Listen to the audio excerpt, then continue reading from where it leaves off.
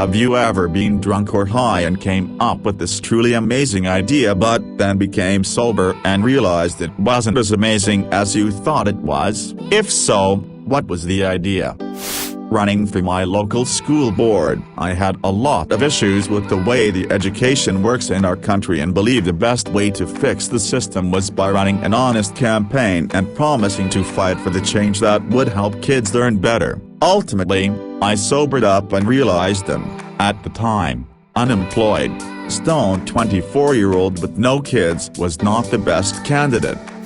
While taking what I thought was acid and turned out to be a 25 bomb, I was beyond confident that I had not only finally understand the truest deepest secret of the universe, but that I had distilled the idea into an image that could be drawn out. I was certain that with that image I could remember everything about true universal secrets when I came down. The next day I looked at the paper, and it was a line with a circle on each end, like a dumbbell. I have no idea what it means.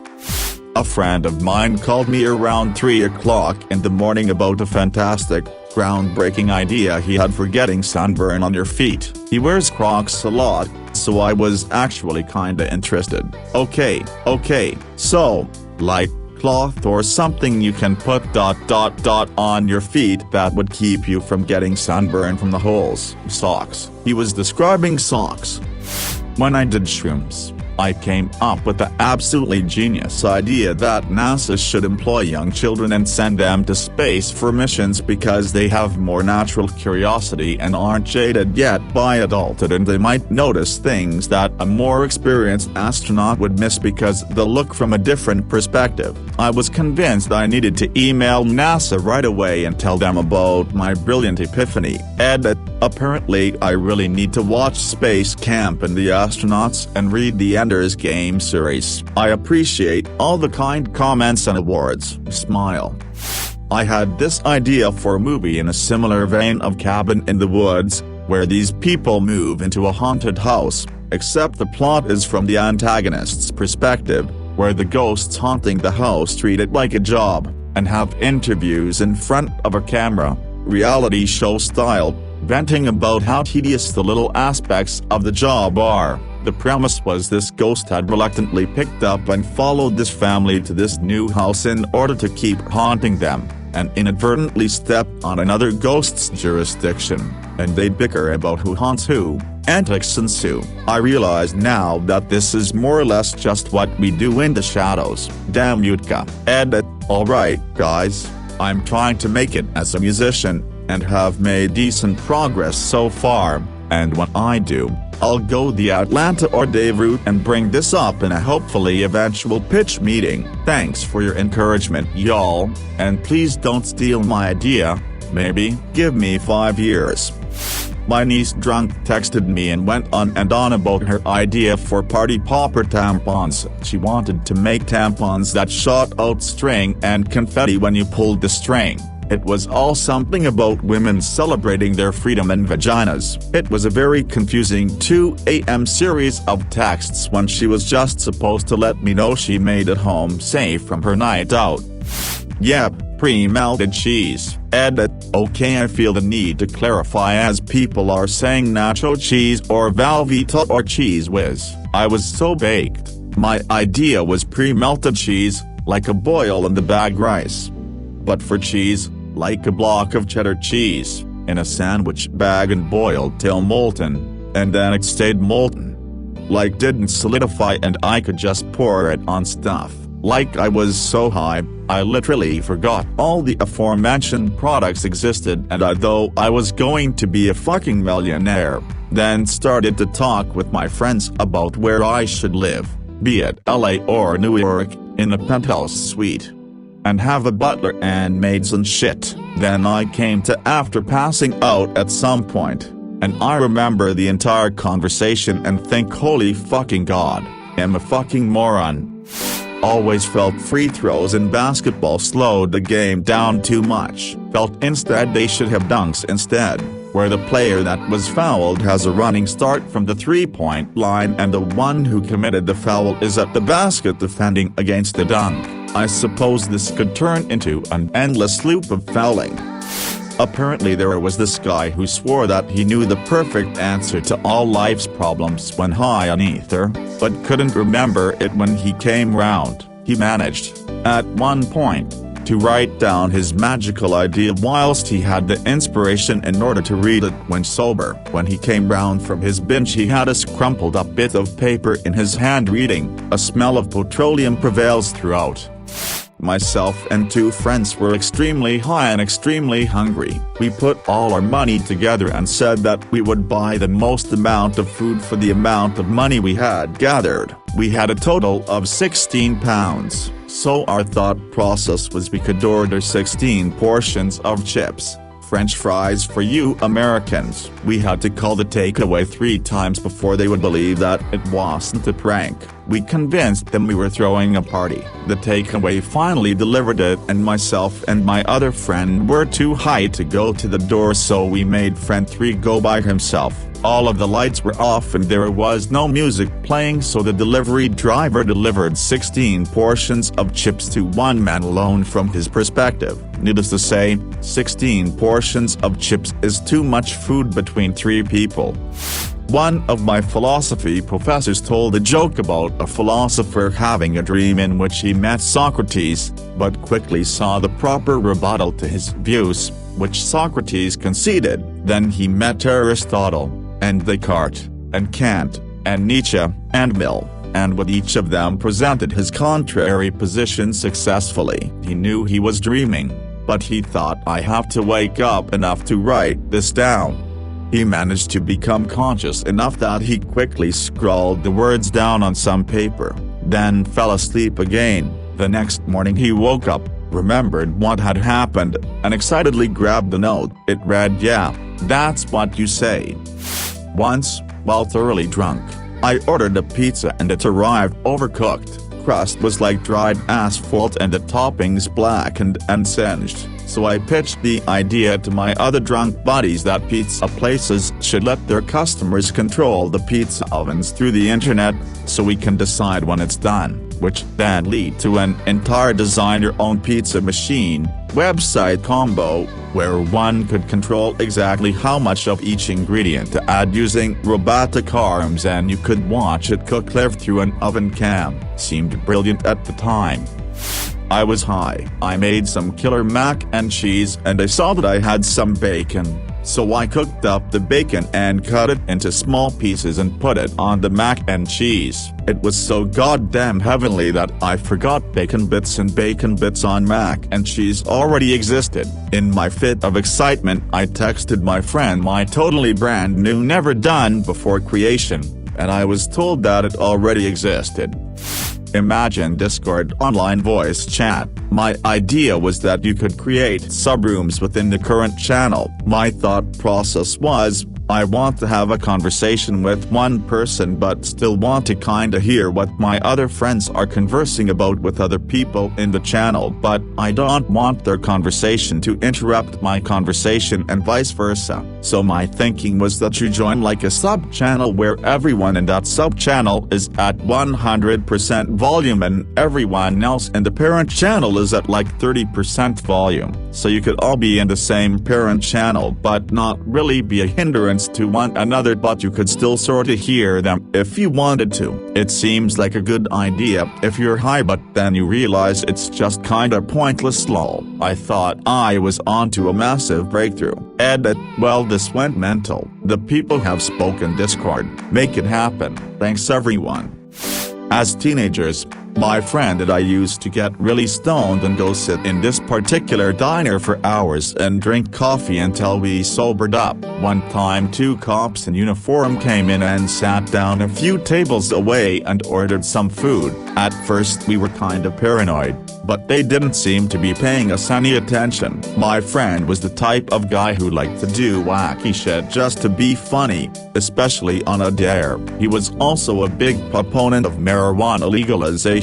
Like, he talked about it all the time. I told him I thought it would be hilarious to go up and ask the cops their thoughts on marijuana legalization. We were both still pretty baked and he thought it was a funny idea too.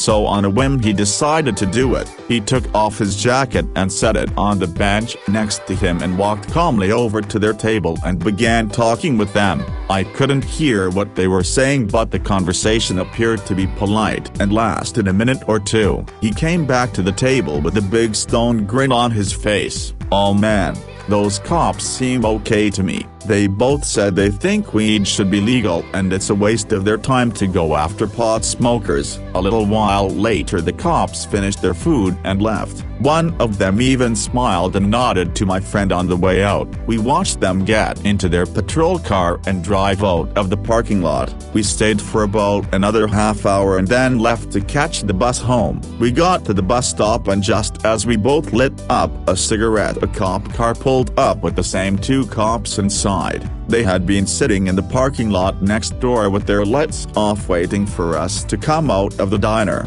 We obviously weren't old enough to be smoking cigarettes, and the check of our IDs confirmed that. They searched both of us and found a 5-sack of weed in a pipe in my friend's jacket. We both got tickets for underage smoking. He got cited for the pipe and marijuana, was given a court date, and taken home to his parents in the back of a police car. That humans are hard drives. Literally, I searched up the definition of a hard drive when I was super high and compared the two to a human brain and a hard drive storing so much memory and so much random information to the point where some of that memory and space decreases and gets erased. And how humans have skin but have a central nervous system of complexity such as a hard drive being hard with wire insides and all that BS. Carl Sagan once said there is a myth about such highs. The user has an illusion of great insight, but it does not survive scrutiny in the morning. I am convinced that this is an error, and that the devastating insights achieved when high are real insights.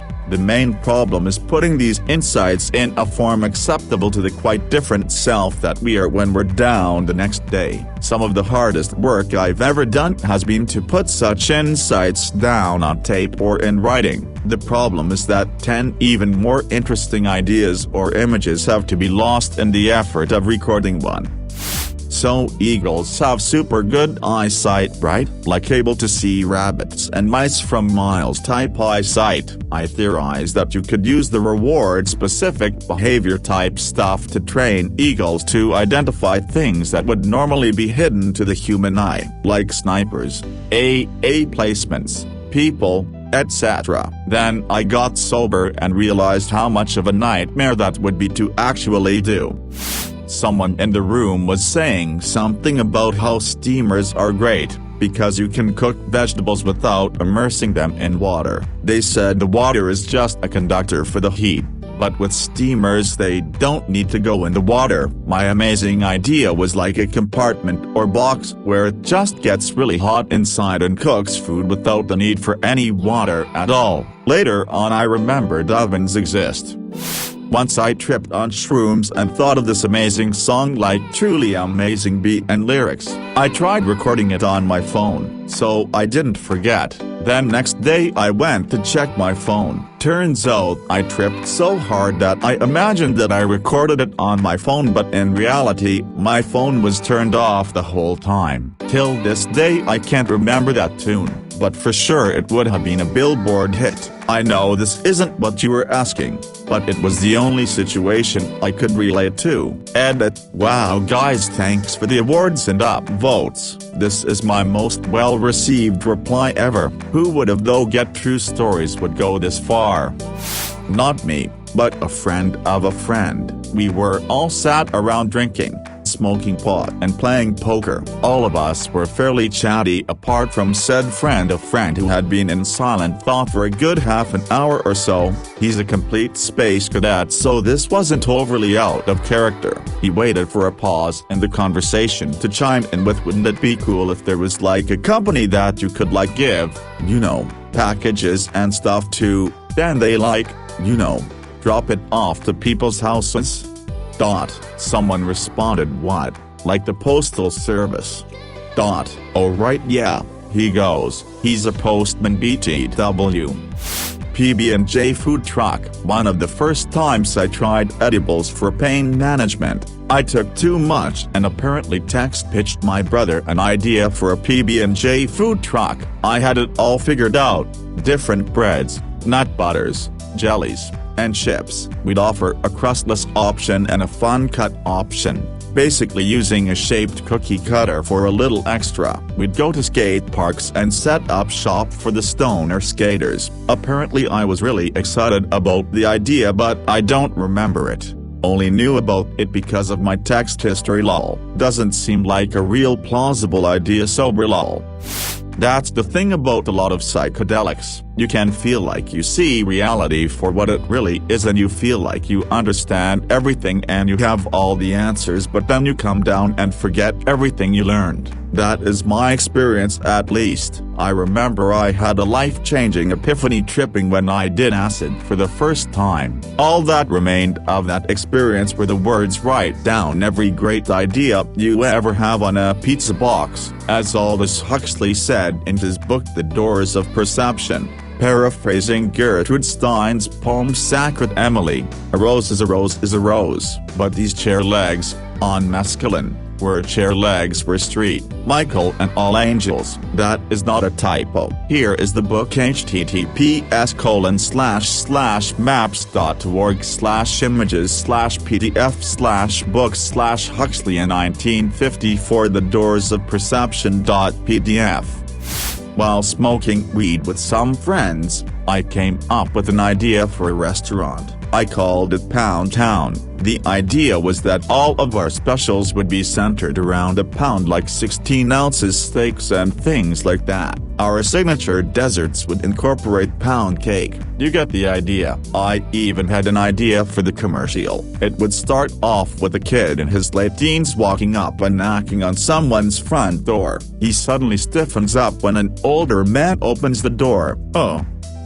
Hi, I'm here to pick up Jenny. You must be Zach," he says somewhat sternly. Jenny's still getting ready. "Come inside. She'll just be another minute." They both sit down in the living room and an awkward silence falls between them as the father eyes the young man suspiciously. "So," the father says, "where exactly are you planning on taking my daughter tonight?" The kid cracks a sly smile as he says, "I'm taking her to Pound Town." The father ridiculously nods in approval as the advertisement kicks off, showing the food and announcing the specials.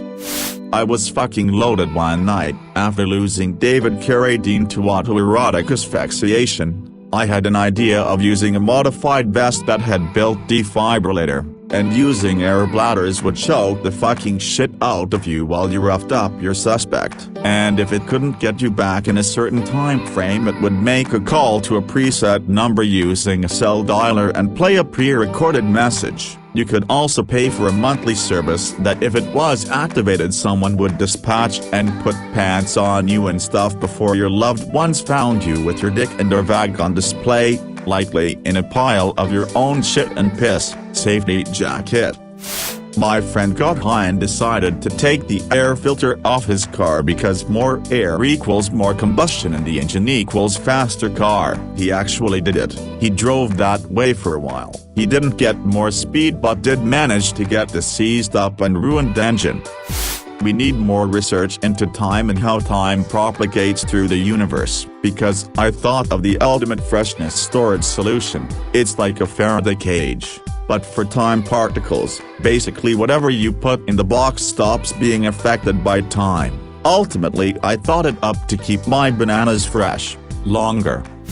High as a kite once and overdid it a little, so I was nauseous and had to combat the munchies. Got the idea that we needed a breathalyzer-like device that could tell you how much you smoked so you knew your limit before it hit you. Sobered up and realized 1. How impossible that would most likely be, and 2. If it was possible, it would end up being used by police departments more than anything else, and the last thing we need is more laws on weed.